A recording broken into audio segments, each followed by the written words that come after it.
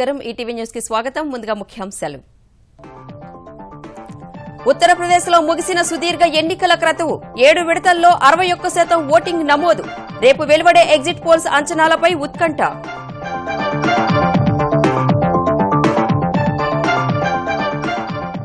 మణిపూర్ రెండో విడతలో వెల్లివిరిసిన ఓటరు చైతన్యం 86% పోలింగ్ నమోదు 5 రాష్ట్రాల్లో ఎల్లుండి వెలువడనున్న ఫలితాలు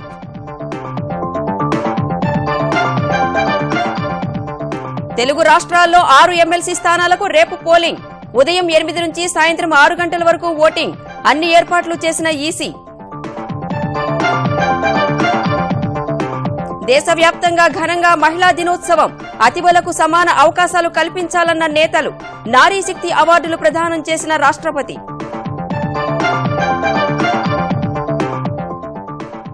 కాళేశ్వరం ఎత్తిపోతల పథకం కింద జలాశయాలకు పరిపాలనా అనుమతులు సామర్థ్యం పెంచుతూ ఉత్తర్వులు జారీ చేసిన నీటిపారుదల శాఖ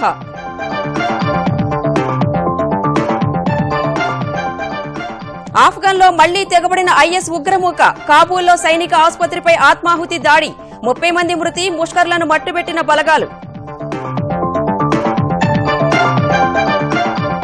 బెంగళూరు టెస్టులో స్టీవెన్ స్మిత్ చర్యపై తీవ్రమైన వివాదం డీఆర్ఎస్ కోసం డ్రెస్సింగ్ రూమ్ వైపు చూడటంపై భారత్ ఆసీస్ బోర్డుల మధ్య మాటల యుద్ధం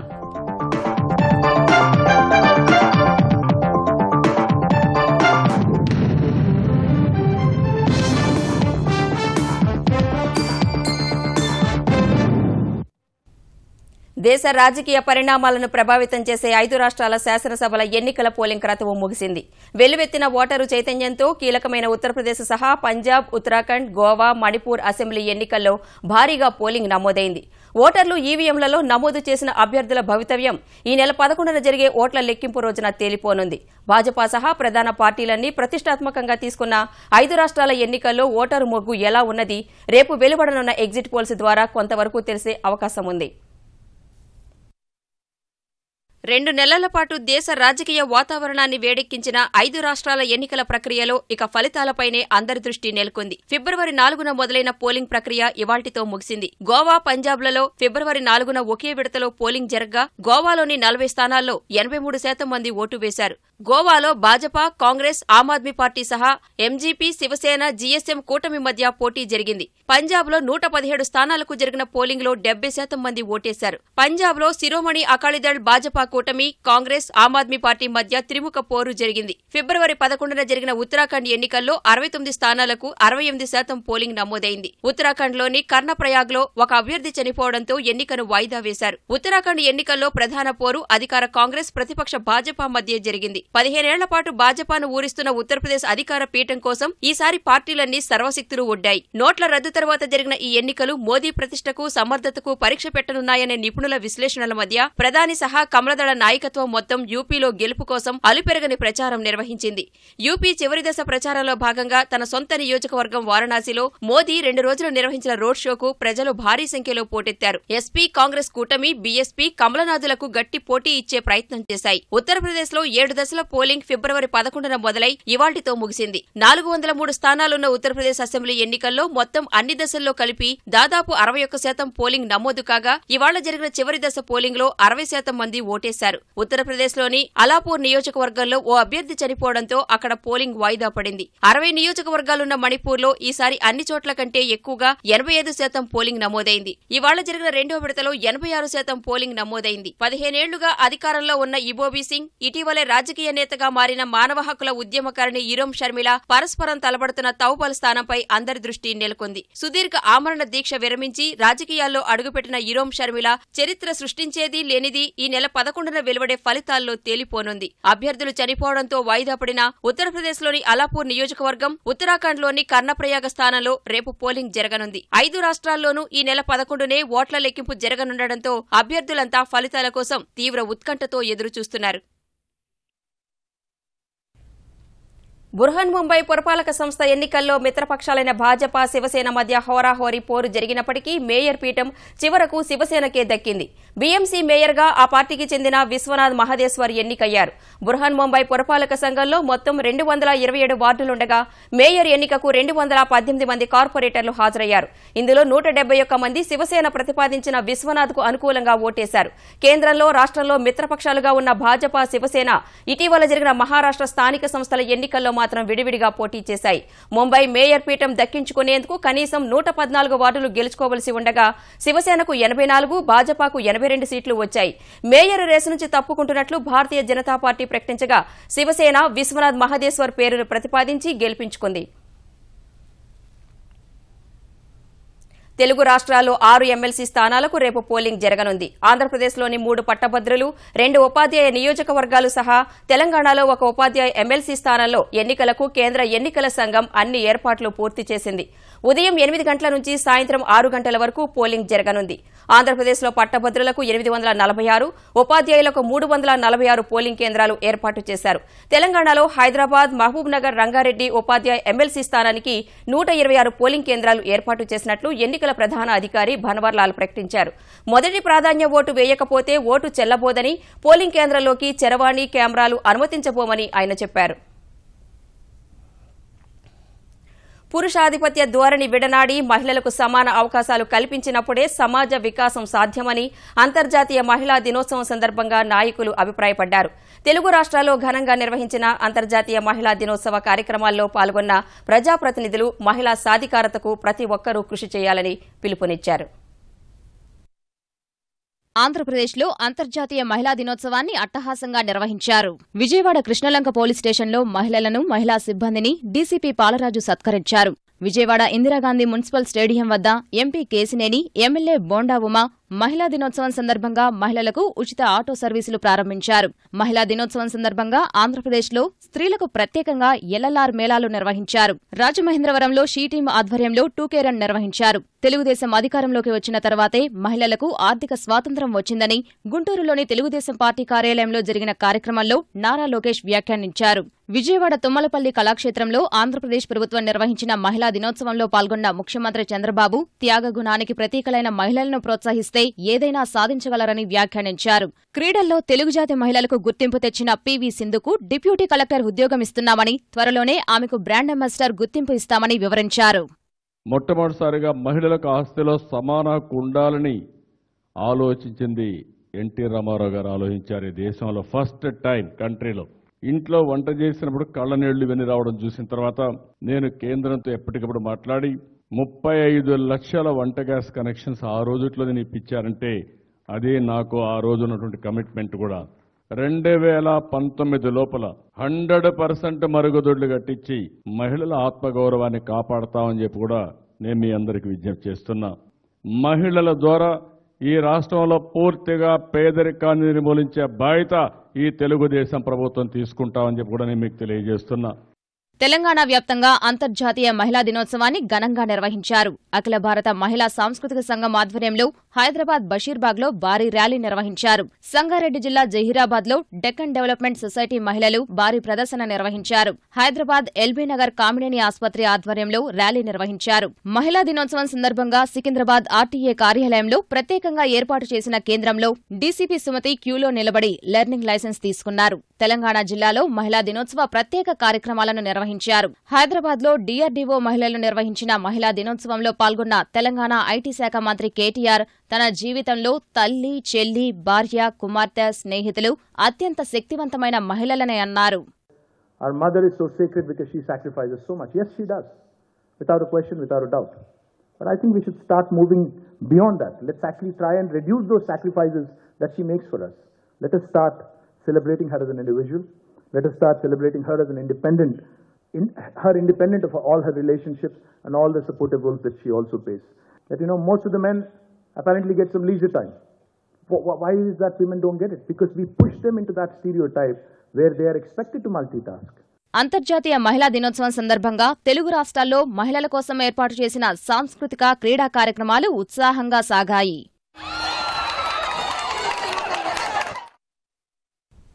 అభివృద్ది దిశగా దూసుకుపోతున్న ఆధునిక భారతావనిలో లింగ వివక్షకు తావులేదని రాష్ట్రపతి ప్రణబ్ ముఖర్జీ స్పష్టం చేశారు. అంతర్జాతీయ మహిళా దినోత్సవం సందర్భంగా రాష్ట్రపతి భవన్లో నారీ శక్తి పురస్కారాల ప్రధానోత్సవంలో ప్రణబ్ ఈ వ్యాఖ్యలు చేశారు.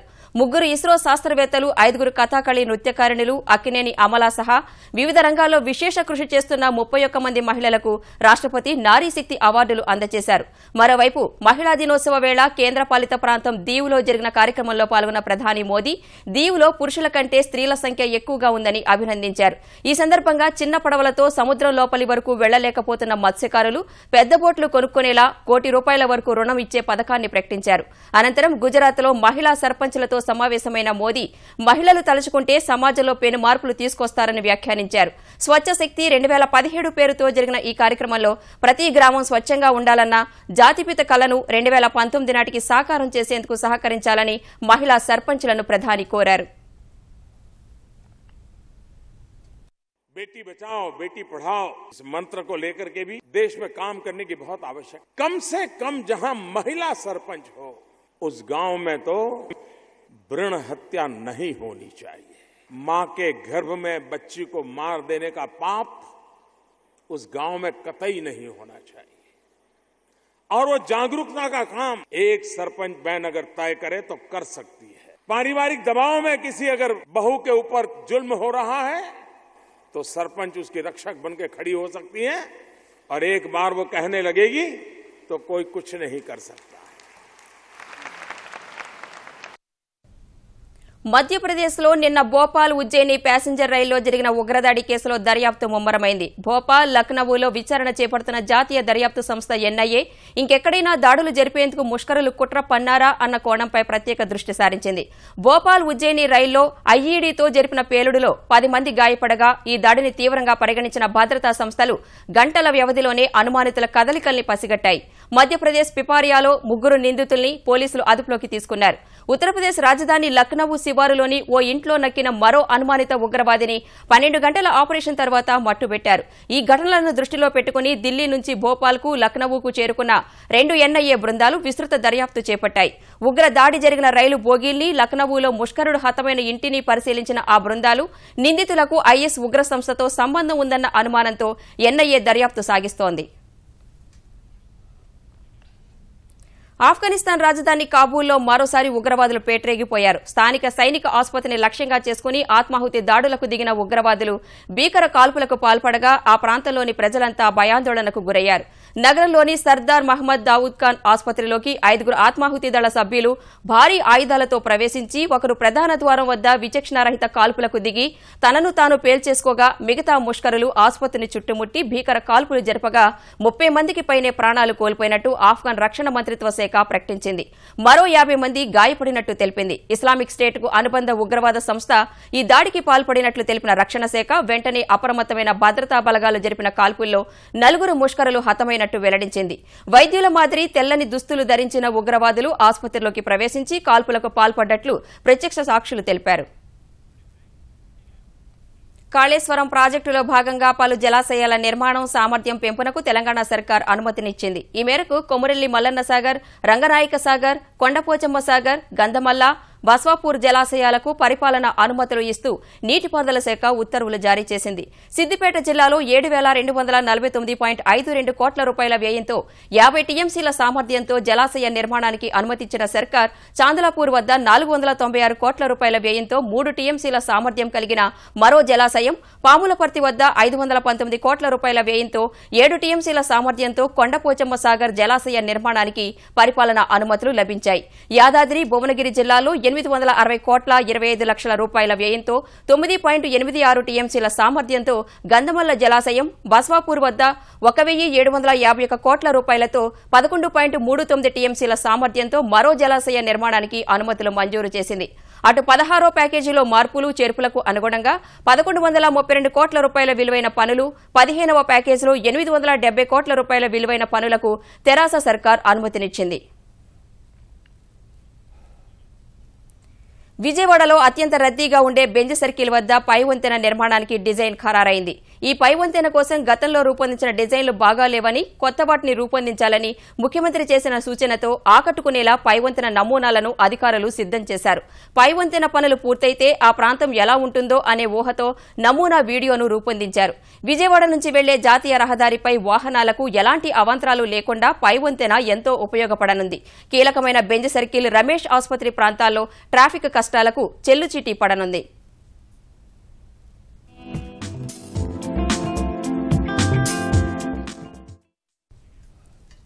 తెలుగు రాష్ట్రాల మధ్య విభజన సమస్యలపై గవర్నర్ సమక్షంలో రేపు జరగాల్సిన మంత్రుల కమిటీల సమావేశం మరోసారి వాయిదా పడింది. 9 సంస్థల విభజన, హైదరాబాద్లోని సచివాలయం, ప్రభుత్వ కార్యాలయాలు, నివాస భవనాల అప్పగింత, విద్యుత్, ఇతర ఉద్యోగుల విభజన చర్చించేందుకు రేపు గవర్నర్ సమక్షంలో 2 రాష్ట్రాల మంత్రుల కమిటీలు సమావేశం కావాల్సి ఉంది. అయితే 2 రాష్ట్రాల్లో బడ్జెట్ సమావేశాలు జరుగుతున్నందున భేటీ మరోసారి వాయిదా పడింది. వాస్తవానికి ఫిబ్రవరి 26నే ఈ సమావేశం జరగాల్సి ఉండగా ఒకసారి వాయిదా పడింది. ఫిబ్రవరి 9న జరిగిన తొలి సమావేశంలో ఆంధ్రప్రదేశ్కు కేటాయించిన సచివాలయం, శాసనసభ, మండలి, ప్రభుత్వ కార్యాలయాలు, ఇతర వసతి గృహాలను తమకు అప్పగించాలని తెలంగాణ మంత్రులు విజ్ఞప్తి చేశారు. ఈ మేరకు భవనాల అప్పగింతపై ముఖ్యమంత్రి చంద్రబాబుతో చర్చించి తదుపరి సమావేశంలో అభిప్రాయం చెబుతామని ఆంధ్రప్రదేశ్ మంత్రులు తెలిపారు. ఈ భేటీ ఇప్పుడు రెండోసారి వాయిదా పడింది. తెలంగాణలో నిన్న పడిన వడగండ్ల వాన వల్ల 1199 హెక్టార్ల విస్తీర్ణంలో వ్యవసాయ ఉద్యాన పంటలు దెబ్బతిన్నట్లు తెలంగాణ సర్కార్ అంచనా వేసింది. కరీంనగర్, పెద్దపల్లి, సిద్దిపేట, యాదాద్రి, భువనగిరి, మేడ్చల్, మల్కాజ్గిరి జిల్లాల్లో క్షేత్రస్థాయి అధికారిక లెక్కల ప్రకారం కూరగాయల పంటలు 230.88 హెక్టార్ల విస్తీర్ణంలో దెబ్బతిన్నాయి. వరి, మామిడి, సపోటా, ఇతర పండ్ల తోటలు 966.4 హెక్టార్లలో దెబ్బతిన్నాయి. మిరప, ఇతర సుగంధ ద్రవ్యాల పంటలు 2 హెక్టార్లలో దెబ్బతిన్నట్లు అంచనా వేశారు. రంగారెడ్డి, మంచిర్యాల, యాదాద్రి, భువనగిరి జిల్లాల్లో కొన్ని చోట్ల పొట్టదశలో ఉన్న వరి 425 హెక్టార్లలో దెబ్బతింది. తక్షణ నష్టం వివరాలివ్వాలన్న తెలంగాణ వ్యవసాయ, ఉద్యాన శాఖ మంత్రి పోచారం శ్రీనివాసరెడ్డి ఆదేశాల మేరకు అధికారులు సమగ్ర నివేదికను వ్యవసాయ శాఖ ముఖ్య కార్యదర్శి సి పార్థసారథికి సమర్పించారు. పంట నష్టపోయిన రైతులను ప్రభుత్వం అన్ని విధాలుగా ఆదుకుంటుందని పోచారం భరోసా ఇచ్చారు.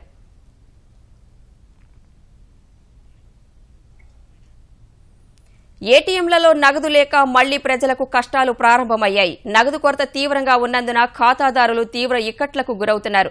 2016 నవంబర్ 8న పెద్ద నోట్లు రద్దు చేసిన తరువాత తగినన్ని కొత్త నోట్లు అందుబాటులో లేక దేశవ్యాప్తంగా ప్రజలు తీవ్ర ఇబ్బందులు ఎదుర్కొన్న తరువాత ఆర్బీఐ, కేంద్ర ప్రభుత్వం చేపట్టిన చర్యలతో కొన్ని రోజులకు సాధారణ పరిస్థితులు నెలకొన్నాయి. దాదాపు జనవరి నెలంతా కష్టాలు ఉన్నప్పటికీ ఫిబ్రవరి వచ్చే సమయానికి పరిస్థితులు మెరుగుపడ్డాయి. కొన్ని రోజుల నుంచి మళ్లీ నగదు కష్టాలు పెరుగుతూ వస్తున్నాయి. ప్రధానంగా గత 2-3 రోజుల నుంచి హైదరాబాద్, వరంగల్, విజయవాడ, విశాఖ, తిరుపతి సహా పెద్ద పట్టణాల్లో ఉన్న ఏటీఎంలలో పరిస్థితులు దిగజారుతూ వస్తున్నాయి. ఏటీఎంలలోనే కాకుండా బ్యాంకుల వద్ద కూడా తగినంత నగదు అందుబాటులో లేక ఖాతాదారులు కోరిన మేరకు నగదు ఇవ్వని పరిస్థితి నెలకొంది. ఆర్బీఐ తగినంత నగదును ఇవ్వకపోవడమే ఈ పరిస్థితికి కారణమని బ్యాంకింగ్ వర్గాలు చెబుతుండగా ఒకసారి నగదు తీసుకున్న ఖాతాదారులు భవిష్యత్తును దృష్టిలో పెట్టుకుని మళ్లీ బ్యాంకుల్లో డిపాజిట్ చేయకపోవడం కూడా ఈ కష్టాలకు కారణమనే విశ్లేషణలు వినిపిస్తున్నాయి.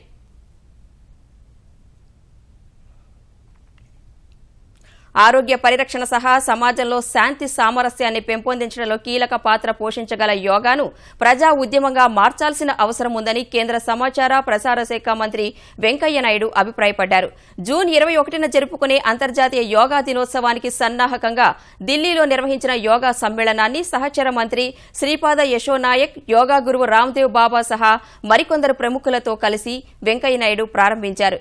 యోగా విశిష్టతను గుర్తు చేసిన కేంద్ర మంత్రి ఆ సంప్రదాయ శాస్త్రానికి మరింత ప్రాచుర్యం కల్పించాల్సి ఉందని సూచించారు. If you learn yoga, you will become a yogi. If you don't do it, you will become a bogi. And then end may, you will become a rogi. That is the life. So everybody must have some time to practice yoga for his own betterment, for his own enlightenment, for his own peace, for his own solace. इसलिए इसको एक जन आंदोलन का रूप देना चाहिए. पूरा देश में कुछ ना कुछ समय निकाल के हम लोग योगा के ओर ध्यान दिए तो हमारा समाज सुदृढ़ होगा, शक्तिमान होगा और देश भी आगे बढ़ेगा और दुनिया भी आगे बढ़ेगा. इस कारण से ప్రధానమంత్రి ఉజ్వల యోజన కింద ఉచిత వంట గ్యాస్ కనెక్షన్ పొందాలనుకునే పేద మహిళలు ఆధార్ కార్డు కలిగి ఉండడాన్ని కేంద్రం తప్పనిసరి చేసింది.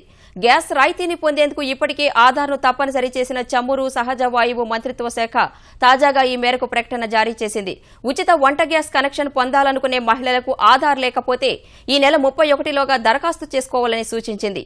ఆధార్ కోసం నమోదు చేసుకున్న తరువాత ఇచ్చే కాగితం సహా ఇతర గుర్తింపు పత్రం నకలును సమర్పించి ప్రధానమంత్రి ఉజ్వల యోజన కింద వంట గ్యాస్ కనెక్షన్ పొందవచ్చని స్పష్టం చేసింది.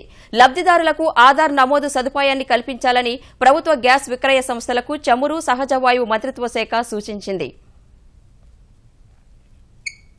5 రాష్ట్రాల శాసనసభ ఎన్నికల ఫలితాలు సహా వడ్డీ రేట్లపై అమెరికా ఫెడరల్ రిజర్వ్ నిర్ణయానికి ముందు మదుపర్లు ఆచితూచి వ్యవహరించగా స్టాక్ మార్కెట్లు వరుసగా రెండో రోజు నష్టాల్లో ముగిశాయి. క్రితం సెషన్లో 49 పాయింట్లు కోల్పోయిన సెన్సెక్స్ ఇవాళ మరో 98 పాయింట్లు నష్టపోయింది. ఈ ఉదయం 29,021 వద్ద ప్రారంభమైన సూచీ మొదట్లో లభించిన కొనుగోళ్ల మద్దతుతో 29,022 పాయింట్ల గరిష్ట స్థాయిని తాకింది. అంతర్జాతీయ విపణుల నుంచి వెలువడ్డ మిశ్రమ సంకేతాల మధ్య అమ్మకాల ఒత్తిడికి గురై నష్టాల్లోకి మళ్లింది. తర్వాత 28,815 పాయింట్ల కనిష్ట స్థాయికి పతనమైన సెన్సెక్స్ చివరకు 28,902 వద్ద స్థిరపడింది. జాతీయ స్టాక్ ఎక్స్చేంజీ సూచీ నిఫ్టీ 23 పాయింట్ల నష్టంతో 8,924 వద్ద ముగిసింది. ఈటీవీ న్యూస్ సమాప్తం. నమస్కారం.